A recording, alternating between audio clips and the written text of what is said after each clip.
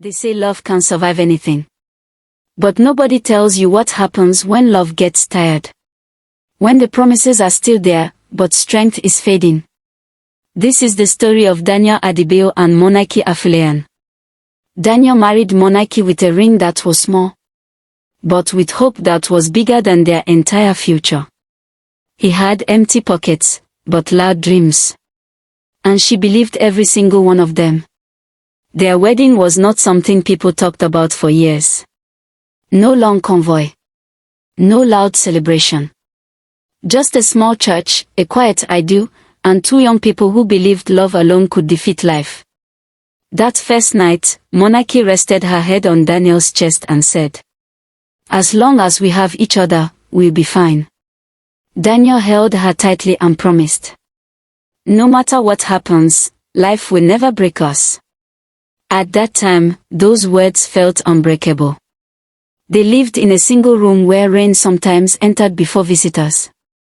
When it rained, they laughed and pushed the mattress aside. When food finished early, Daniel told jokes until hunger felt lighter. They shared one plate of food, one bed, one dream. Life was hard. But love was loud. Then life waited. And when it struck slowly. In their third year of marriage, Daniel lost his job. At first, everyone said it was temporary. 1 month passed. Then another. Then 3. Bills did not wait for hope. Rent did not understand love. Daniel slowly became quiet. Not because he didn't love Morenike, but because he no longer recognized the man he was becoming. Morenike never insulted him. She never shouted. She woke up early, dressed neatly, went out to look for small jobs, and still came back to cook. Still smiled. Still asked him how his day went. But her eyes started carrying weight. And sometimes, silence hurts more than shouting. One night, Morenike asked a question so softly it almost sounded harmless. "Daniel, are you still happy being married to me?" That question entered his chest and refused to leave. After a long silence, he said, "I don't know if I'm enough for you anymore." Morenike turned away and cried quietly into her pillow so he wouldn't hear. Because sometimes loving someone means hiding your pain so they don't drown in it too. Pressure came from everywhere. People who never slept hungry with them suddenly had opinions. His mother said marriage is not suffering. Friends said he married too early.